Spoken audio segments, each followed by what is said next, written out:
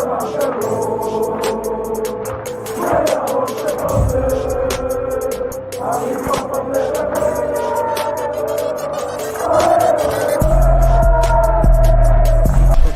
out to Kop-Ish. Shout out to Kopish, guys. Keep all the good work the up. two legends, Emil Heskey, Howard Gill.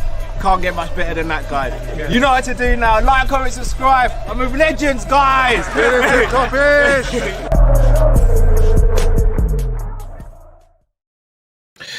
Good afternoon, lovely people. I hope you're well and welcome back to another live match preview. This time it is Liverpool versus Brighton at the Amex, and hey ho, back for another game. Not too sure what to make of it. Not looking forward to this game. In fact, I'm not looking forward to this at all.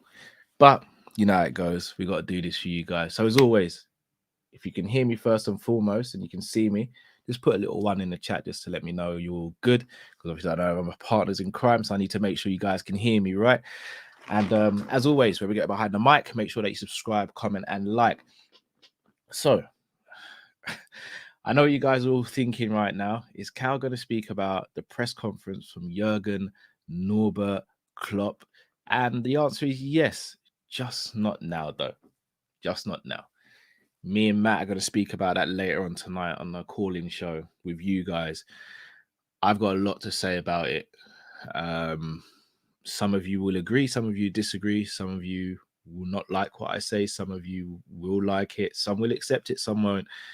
These are football opinions, though, and everyone's got one, which is why we love this sport. But we're not here for that right now. We're here to speak about Brighton versus Liverpool. So we're actually going to start with the opposition. Brighton are sitting in the table just below Liverpool, literally one place below Liverpool. A win for Brighton and they leapfrog the Reds tomorrow. And look, let's be honest, Brighton aren't doing too bad this season. They have won 3 out of their last 5 games and lost 2. And they have some fantastic players. They have 3 players sitting on 7 goals at the moment. You've got Trossard, who scored that famous hat-trick at Anfield against us. You've got McAllister, who is a recent World Cup winner. And you also have Pascal Gross, who's kind of gone under the radar this season because he's actually their top assist maker with 4 as well. He's actually got 11 goal contributions as opposed to the other 2. And not only that, they're scoring goals from different players, different positions. They're not just relying on 1 or 2 players to score goals. And that's always a dangerous combination. And Brighton are a really good team. They lost Graham Potter early in the season and they replaced him with Zebi. And you wouldn't even realize Graham's been gone because he's just taken the level and you could argue he's up the level. They've become more potent. They've become more feared to play against. They're a difficult team. A shout out to Arsenal, and I don't do this often. Arsenal made them look ordinary, but Arsenal making most teams look ordinary. So I wouldn't even look at that result and think, oh, well, if Arsenal can do that, we can. Because we're not playing how Arsenal are playing. We're not even anything close to that right now. So it's gonna be very weird to see how the game pans out in terms of how we play it. Now, 2 players I really want to pinpoint for Brighton, even though I've mentioned their top goal scorers. I think the 2 main players for Brighton are these 2. Matoma and the player that everyone has on their lips if you're a Liverpool fan, and that is Moises Caicedo. Now, the reason why I wanted to highlight these 2 players is because of what they bring to Brighton and the potential ramifications that it could have for Liverpool Football Club. Now, if you look at how Caicedo plays, he likes to dominate the ball in midfield. He is an absolute pest to play against. And I say that in the nicest possible way. I hope that doesn't come across as disrespectful because it's not meant to be disrespectful. He's busy. He can tackle, he can dribble, and he can pop up with the odd goal here and there. Now, is he a player most Liverpool fans want? Yes, and for very good reason. His ball retention is good. He's just an excellent footballer. He's very good. And when you look at what we've got in midfield, it poses some fears, especially when you think of McAllister playing in midfield as well. Lallana might pop up in this game. You do fear a little bit for that midfield battle, and you feel as though Caicedo could have an absolute field day. And the reason why I also wanted to highlight Mitoma is we saw what he did in the game at Anfield against us, and we've seen what he did in the World Cup, and we've seen what he's done since he's been back from the World Cup. The guy is a problem. And again, shout out to Brighton for their recruiting and their scouting, because you look at the left back they've got, you look at Caicedo, you look at Matoma, you look at Basuma. They are continually finding gems, polishing these gems, and then potentially having to sell them on. But sometimes you're even getting to keep them for a little bit longer. Lamptey, without the injuries, I think would have moved to a bigger club by now. Like, they are just doing things in a fantastic way. And I was asked a few weeks ago, what model do I look at in the Premier League and think they're really good? Brighton's the one. Brighton's the one. I think you put that model that Brighton have at Liverpool, and we go to a different level. And obviously, this is a different conversation. FSG out, by the way, still is the motto. But Liverpool have those scouts and that recruitment. Oh, geez, it could be a whole nother ball game. But Matoma, the reason why I mentioned him is, even though Trent, for me, has been arguably our best outfield player since returning from the World Cup, this is a problem player for Trent. He's a player who's direct, quick, can go either foot, either side, can hug the touchline, can play slightly inverted. He's going to be really tough if he starts this game, and even worse if he comes off the bench, because Trent's going to be tired. So it's going to be very interesting to see how we line up against him and how we play, given that he has those strengths. I'm going to move on to Liverpool now. And I'm not going to lie, it's not very pretty. And I'm just going to read off our injury list at the moment before I go into what my selection would be and looking at the head-to-head battles between the two teams at the Amex. As things stand, we all know about Luis Diaz, Diogo Jota, Virgil van Dijk. Add to the list of Bobby Firmino, who Klopp in his press conference spoke about, saying that we thought that he'd be back by now. He's not going to be back because he felt something in his hamstring. Again, not great news. But probably even worse news than that is the man on the screen right now who's doing a funny pose. Our number 9, who's not wearing number 9 yet, but you add the 2 and the 7, you get D9. Darwin Núñez is unavailable for this game. Guys, that is not good. Not good in the slightest, especially... Guys, just hear this out. We've got 4 of our main first team attackers out. 4. We've got our first choice number 10. We've got our first choice winger. In my opinion, our first choice striker and our second choice striker. Now, don't get me wrong. Klopp, Linders, they've been doing up a madness. They have been. Like, I'll be the first to say it. They've been doing up a madness. And yes, the debate is there for everyone. How are these players continuously getting injured? Why are they getting injured? Is it the training methods? Again, we'll have that conversation too. But they have also been bloody unlucky with injuries. Let's not beat around the bush with that. To lose 4 attackers at one time is a madness. It's an absolute madness, and it throws our team into disarray potentially. But I am going to speak about our team and our selection. So let me just share something with you guys on the screen. Something I prepared earlier, because I have a little theory. Hope you guys can see that. I'll make that full screen for you guys as well. You don't need to really see my face for this bit, but I'll talk you guys through it. So here is the lineup I would go with. Now, again, this is not what Klopp will probably do, but this is what I would do, and I'll explain everything to a detail. Now, Alisson made a stupid error, which conceded a goal against Wolves last week. However, he has to start this game. Let's be honest. If we're going to be completely cutthroat about this, Alisson had been our best player this season. And when your goalkeeper is your best player in the season so far, that's not good. We used to laugh at Manchester United when David De Gea was picking up Player of the Year awards. Well, hey-ho, the cap fits and we're bloody wearing it at the moment. Trent starts at right back for me. He has to. Calvin Ramsey suspended after receiving a red card in a Premier League 2 game. Robbo starts at left back. Again, I think Robbo's quietly been going about his business. He's our top assist maker this season with 8 so far. And even though he's not been amazing, I think he's been steady, and he's probably been one of our best defenders so far this season overall. Now, our centre-backs, obviously, is going to be Matip and Ibu. But if you see, a small little tweak I've done here is I've swapped Ibu and Matip round. I'll explain. If Matoma is going to be playing and their left back is going to be marauding down the left-hand side, I want someone with a bit more pace and strength playing next to Trent. And I think Ibu is the best person to do that. And I think a great example of that was against Vinicius Jr. in the Champions League final when we lost to Real Madrid. I think you have Ibu there. It just gives you that extra bit of security and protection for Trent, and I think it makes the fight and the battle a little bit easier for him. Matip, I think, is more than adequately able to play on the left-hand side of the two, so I don't think there'll be any problems there. Now, midfield. The talking point of Liverpool Football Club, then, now, and forever, to quote WWE. So, I would bench Flacco for this game. I don't think his lateral movement and just his form in general is going to be good for this game. I think he needs a break. I think he needs to be taken out the firing line, and I think this is a game to do it. I would go Henderson in the 6. Now, we're going to go 4-3-3, so there's no point me really debating about formations. I could do that so I'm blue in the face, but we kind of know where it is.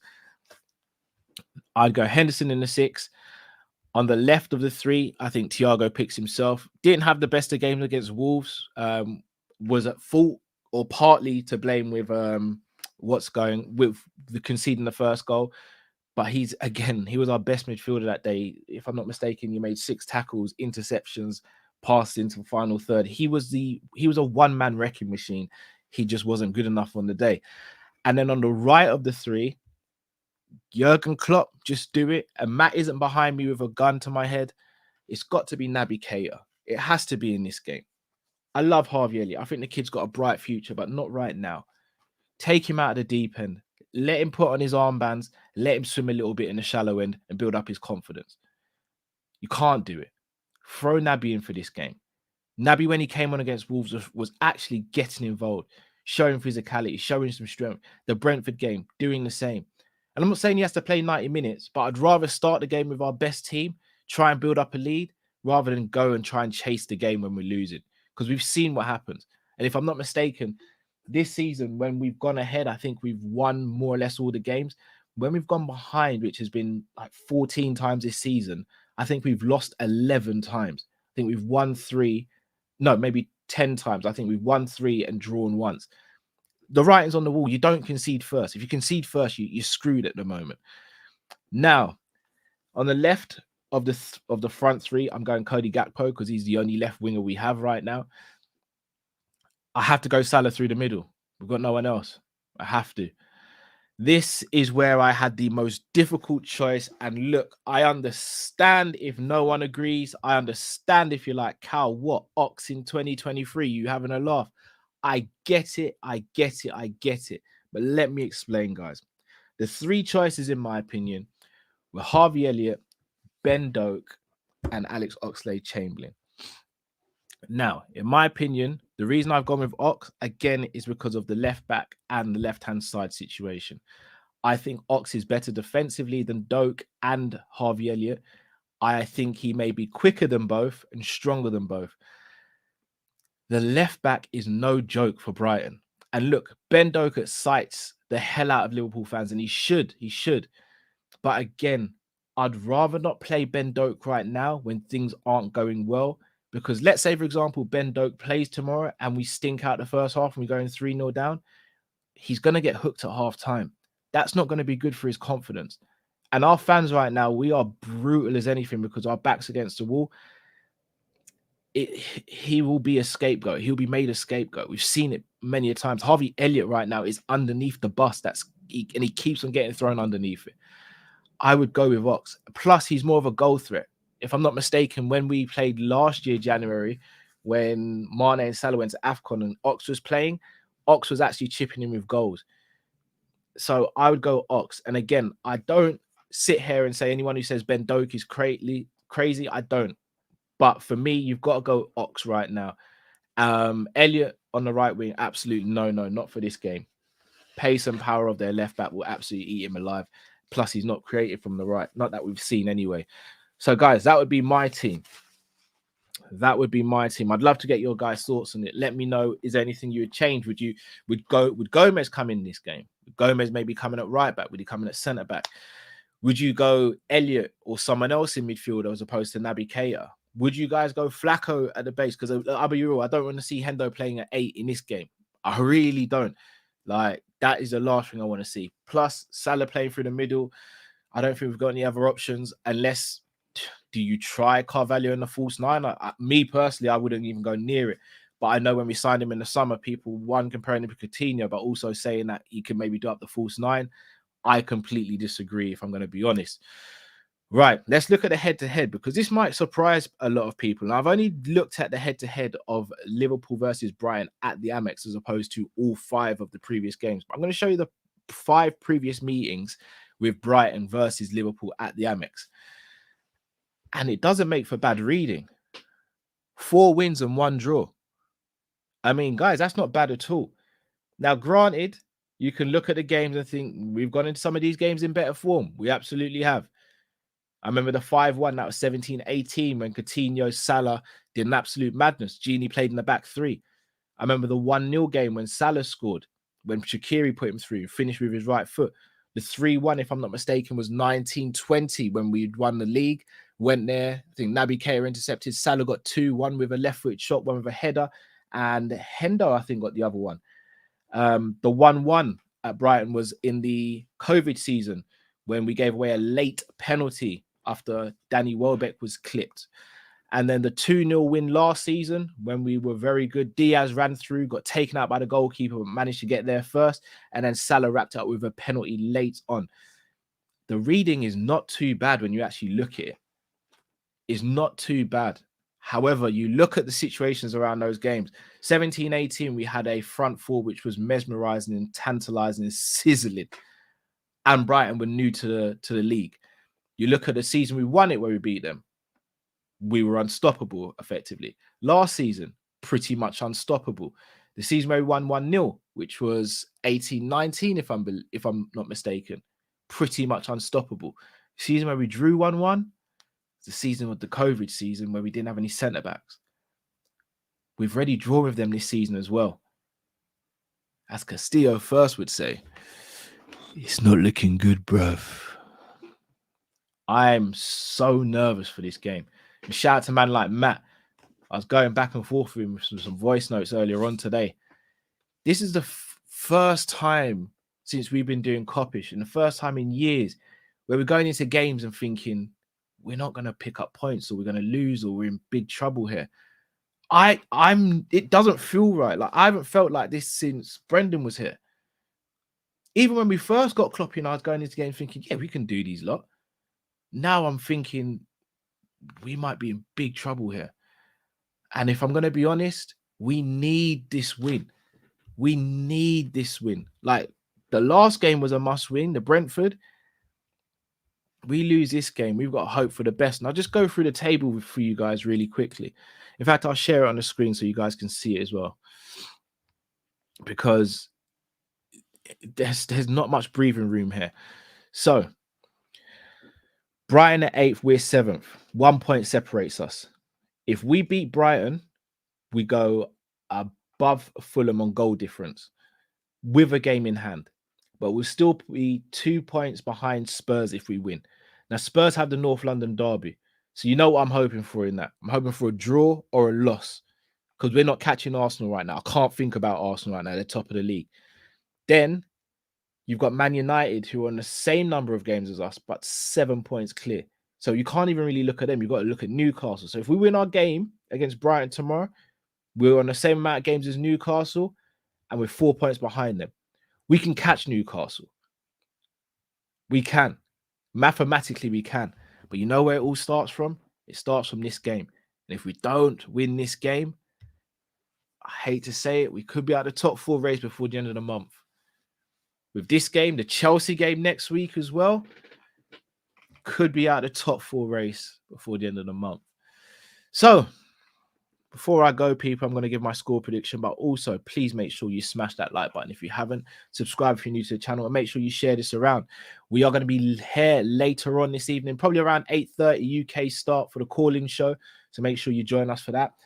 My score prediction, and I hate doing this. I flipping hate doing this. I'm going to go Brighton 3, Liverpool 1. I think the fact that we've got attackers out, the fact that our midfield is stinking out the joint, no Virgil. I still don't think Konate is fully match sharp either. I'm going to go 3-1 Brighton. I hope to God I'm wrong, man. I really hope to God I'm wrong. I really do. Pete, shout out to Pete, says, have you heard Bobby isn't close to training? Yep. Heard that unfortunately he isn't any closer to training yet. Predicting Liverpool loss, guys. Hate to say it. If we lose, top 4 isn't off the table yet, but by the end of the month it could be. I hope I'm wrong. But guys, you know what to do. Let me know your score predictions in the comments below now, or if you're watching this later. Smash the like button, subscribe if you're new to the channel, share this video around. Make sure you follow us on social media, guys. We are on Facebook, TikTok, Twitter, and Instagram.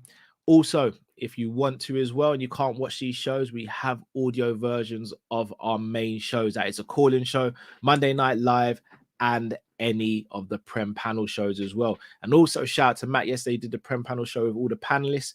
Shout out to all the panelists, Daps, Guna Lee, George, etc.